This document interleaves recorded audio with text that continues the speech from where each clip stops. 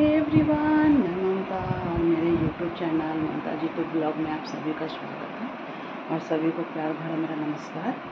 आज सभी को हैप्पी जीवित पुत्री का व्रत और सभी माताओं ने जो अपने बच्चों के लिए रखे हैं पूजा और अच्छे से करिए और सबकी बच्चों की लंबी उम्र की कामना करते हैं।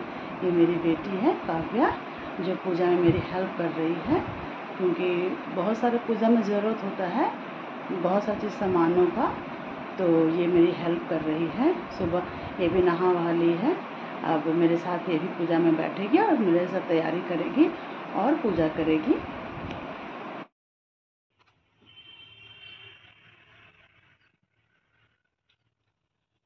एक बार नैमिषारण्य के निवासी ऋषियों ने संसार के कल्याणार्थ सूत जी से पूछा, हे सूत, कराल कलिकाल में लोगों के बालक किस तरह दीर्घायु होंगे, सो कहिए। सूत जी बोले, जब द्वापर का अंत और कलयुग का आरंभ था, उसी समय बहुत सी शोकाकुल स्त्रियों ने आपस में सलाह की कि क्या इस कली में माता के जीवित रहते पुत्र मर जाएंगे।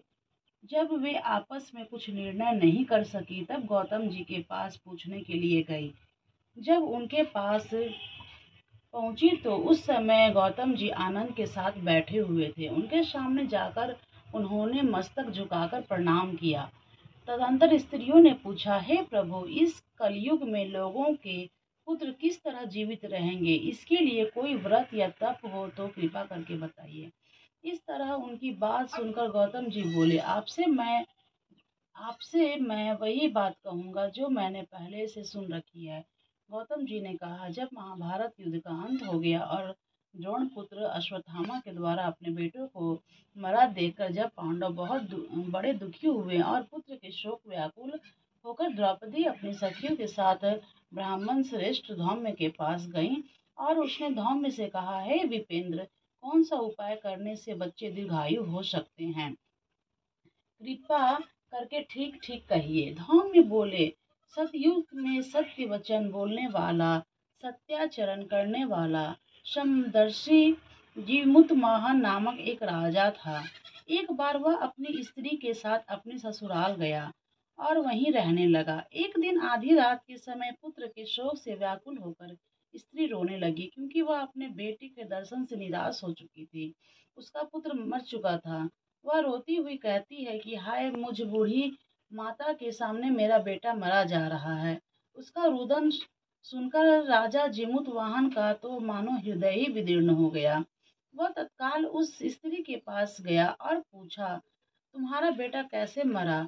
बूढ़ी ने कहा, गरुड़ प्रतिदिन आकर गांव के लड़कों को खा जाता है। इस दयालु राजा ने कहा, माता, अब तुम रो मत, आनंद से बैठो, मैं तुम्हारे बच्चे को बचाने का यत्न करता हूँ। ऐसा कहकर राजा उस स्थान पर गया जहाँ गरुड़ आकर प्रतिदिन मांस खाया करता था। उसी समय भी उस पर टूट पड़ा और राजा के शरीर का मांस खाने लगा।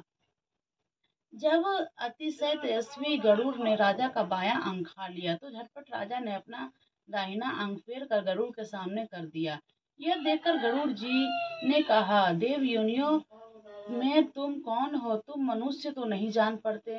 अच्छा, अपना जन्म और कुल बताओ। पीड़ा से व्याकुल मन वाले राजा ने कहा, हे पक्षीराज, इस तरह के प्रश्न करना व्यर्थ है। तुम अपने इच्छा भर मेरा मांस खाओ। यह सुनकर गरुड़ रुक गए और बड़े आदर से राजा के जन्म और कुल की बात पूछने लगे। राजा ने कहा, मेरी माता का नाम सैव्या और मेरे पिता का नाम शालिवाहन है। सूर्य वंश में मेरा जन्म हुआ है और जिमुतवाहन मेरा नाम है। राजा की दयालुता देखकर गरुड़ ने कहा, हे महाभाग, तुम्हारे मन में जो अभिलाषा हो वह वर मांगो। राजा ने कहा, हे पक्षीराज, यदि आप मुझे वर दे रहे हैं तो वर दीजिए कि आपने जब तक जिन प्राणियों को खाया है वे सब जीवित हो जाएं। हे स्वामीन, अब से आप यहाँ बालकों को ना खाएं और कोई ऐसा उपाय बताएं कि जहाँ जो उत्पन्न हो वे लोग कुछ दिनों तक जीवित रहें। धौम्य ने कहा कि पक्षीराज गरुड़ राजा को वरदान देकर स्वयं अमृत के लिए नागलोक चले। वहां से अमृत लाकर उन्होंने उन मरे मनुष्यों की हड्डियों का पर बरसाया। ऐसा करने से सब लोग जीवित हो गए, जिनको कि पहले गरुड़ ने खाया था। राजा के त्याग और गरुड़ की कृपा से वहाँ वालों का बहुत कष्ट दूर हो गया। उस समय राजा के शरीर की शोभा दूनी हो गई थी। राजा की दयालुता देखकर गरुड़ ने फिर कहा, मैं संसार के कल्याणार्थ एक और वरदान दूंगा। आज अश्विन कृष्ण सप्तमी से रहित शुभ अष्टमी तिथि है। आज ही तुमने यहाँ की प्रजा को जीवन दान दिया है। हे वत्स, अब से यह दिन ब्रह्म भाव हो गया, जो मूर्ति भेद से विविध नामों से विख्यात है। वही त्रैलोक्य से पूजित दुर्गा अमृत प्राप्त करने के अर्थ में जीवित पुत्रिका कहलाई। सो इस तिथि को स्त्रियां उस जीवित पुत्रिका की और कुश की आकृति बनाकर तुम्हारी पूजा करेंगी, तो दिनों दिन उनका सौभाग्य बढ़ेगा और वंश भी बढ़ती रहेगी। हे महाभाग, इस विषय में विचार करने की भी आवश्यकता नहीं है। हे राजन, सप्तमी से रहित और उदया तिथि को अष्टमी को व्रत करे, यानी सप्तमी विध अष्टमी जिस दिन हो उस दिन व्रत न कर शुद्ध अष्टमी को व्रत करे और नवमी में पारण करे। यदि इस पर ध्यान न दिया गया तो फल नष्ट हो ही जाएगा और सौभाग्य तो अवश्य नष्ट हो जाएगा। जुमित वाहन को इस तरह का वरदान देकर गरुड़ बैकुंठ धाम चले गए और राजा भी अपनी पत्नी के साथ अपने नगर को वापस चले आए। धौम में द्रौपदी से कहते हैं, हे देवी, मैंने यह अतिशय दुर्लभ व्रत को तुम्हें बताया है। इस व्रत को करने से बच्चे दीर्घायु होते हैं। हे देवी, तुम भी पूर्वोक्त विधि से यह व्रत और दुर्गा जी का पूजन करो, तो तुम्हें भी अभिलषित फल प्राप्त होगा। मुनिराज धौम्य की बात सुनकर द्रौपदी के हृदय में एक प्रकार का कौतूहल उत्पन्न हुआ और पूर्णवासी स्त्रियों को बुलाकर उनके साथ यह उत्तम व्रत किया। गौतम ने कहा, यह व्रत और इसके प्रभाव से किसी एक चिल्हिन ने सुन लिया और सखी सियारिन को बताया। इसके बाद पीपल वृक्ष की शाखा पर बैठकर उस पर चिल्हिन ने कहा और इस वृक्ष के खोते में बैठकर सियारिन ने भी व्रत किया। फिर वही चिल्ही किसी उत्तम ब्राह्मण के मुंह से यह कथा सुनाई और पीपल के खोते में बैठी हुई अपनी सखी को सुनाया। सियारिन ने आधी कथा सुनी, उसे भूख लग गई और वह उसी समय शव से भरे हुए शमशान पहुंची। वहां उसने इच्छा भर मांस का भोजन किया। चिल्ही बिना कुछ खाए पिए यह व्रत रखा और सवेरा हो गया। सवेरे वह गौशाला में गई और गौ का दूध पिया। इस तरह नवमी को उसने पारण किया। कुछ दिनों के बाद वे दोनों मर गईं और अयोध्या में किसी धनी व्यापारी के यहाँ जन्म ली। संयोग से उन दोनों का जन्म एक ही घर में हुआ, जिसमें सियारिन ज्येष्ठ हुई और चिल्हिन छोटी। वे दोनों सभी शुभ लक्षणों से युक्त थी, इसलिए बड़ी लड़की काशीराज के और छोटी लड़की उसके मंत्री के साथ ग्राहपति अग्नि के सामने विधिपूर्वक विवाही गई। पूर्व जन्म के कर्म फल से वह मृगनयनी रानी हुई। जिस किसी भी संतान को उत्पन्न करती वह मर जाती, और पूर्व जन्म की बातों को स्मरण करने वाली मंत्री की पत्नी ने अष्टवसुओं के सदृश तेजस्वी 8 बेटे उत्पन्न किए और सभी जीवित रह गए। अपनी बहन के पुत्रों को जीवित देखकर ईर्ष्यावश राजपत्नी ने अपने स्वामी से कहा, यदि तुम मुझे जीवित देखना चाहते हो तो इस मंत्री के भी पुत्रों को उसी जगह भेज दो जहाँ मेरे बेटे गए हैं, अर्थात इन्हें मार डालो। यह सुनकर राजा ने उस मंत्री के पुत्रों को मारने के कई प्रकार के उद्योग किए। जीवित पुत्रिका के पुण्य बल से बच गया। एक दिन राजा ने अपने आदमियों से उन पुत्रों का सिर कटवाकर पिटारी में रखवाया और वह पिटारी उनकी माता के पास भेज दिया, किंतु वे 8 सिर बेशकीमती जवाहरात हो गए और भले चंगे वे 8 लड़के अपने माता के पास वापस चले गए। उनको जीवित देखकर राजपत्नी को बड़ा विस्मय हुआ। अंत में वह मंत्री की पत्नी के पास आई और पूछा, बहन, तुमने कौन सा पुण्य किया है जिसमें बार बार मारे जाने पर भी तुम्हारे बेटे मरते नहीं? इस पर मंत्री की पत्नी ने कहा, पूर्व जन्म में मैं चिल्हिन थी और तुम सियारिन।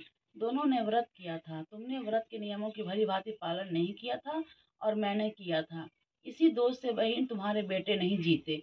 ओ राजरानी, अब भी तुम उस जीवित पुत्री का व्रत को करो और तुम्हारे बेटे दीर्घायु होंगे। मैं तुमसे सच सच कह रही हूँ। उसको कथानुसार रानी ने व्रत किया, तभी से उसके कई बेटे सुंदर और दीर्घायु होकर बेटे राजा, बड़े बड़े राजा हुए। सूत जी कहते हैं कि सब प्रकार का आनंद देने वाले मैंने यदि व्रत बतलाया। स्त्रियां चिरंजीवी संतान चाहती हैं तो विधि पूर्वक यह व्रत करें। जगदीश हरे स्वामी जगदीश हरे, भक्त जनों के संकट, दास जनों के संकट क्षण में दूर करे। ओम जय जगदीश हरे, जो जागे फल पावे, दुख विनसे मन का, सुख शांति घर आवे, कष्ट मिटे तन का। ओम जय अम्बे गौरी, ओम जय जगदीश हरे। मात पिता तुम मेरे, शरण गहूँ किसकी, स्वामी शरण गहूँ किसकी, तुम बिना रण दूजा, प्रभु बिना रण दूजा, आस करूँ मैं जिसकी। ओम जय जगदीश हरे, तुम हो पूरन परमात्मा, तुम अंतर्यामी, पार ब्रह्म परमेश्वर, तुम सबके स्वामी। ओम जय जगदीश हरे, तुम करुणा के सागर, तुम पालन करता, मैं मूरख खल स्वामी, कृपा करो भरता।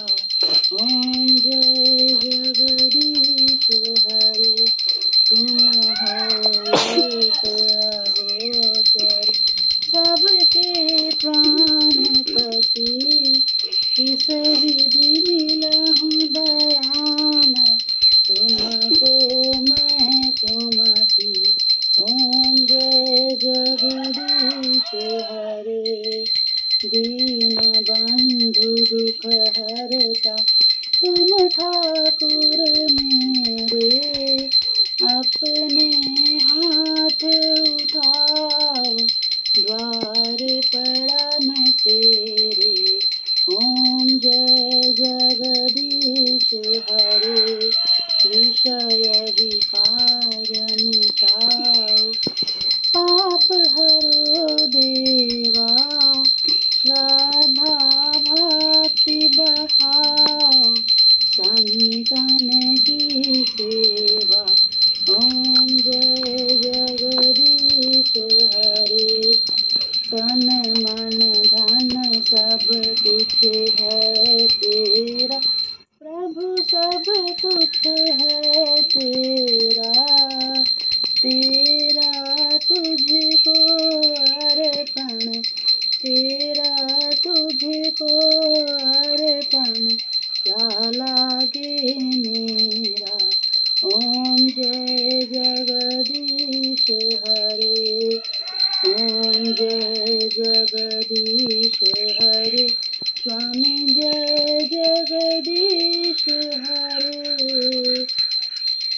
भक्त जनों के संकट, दास जनों के संकट क्षण में दूर करे।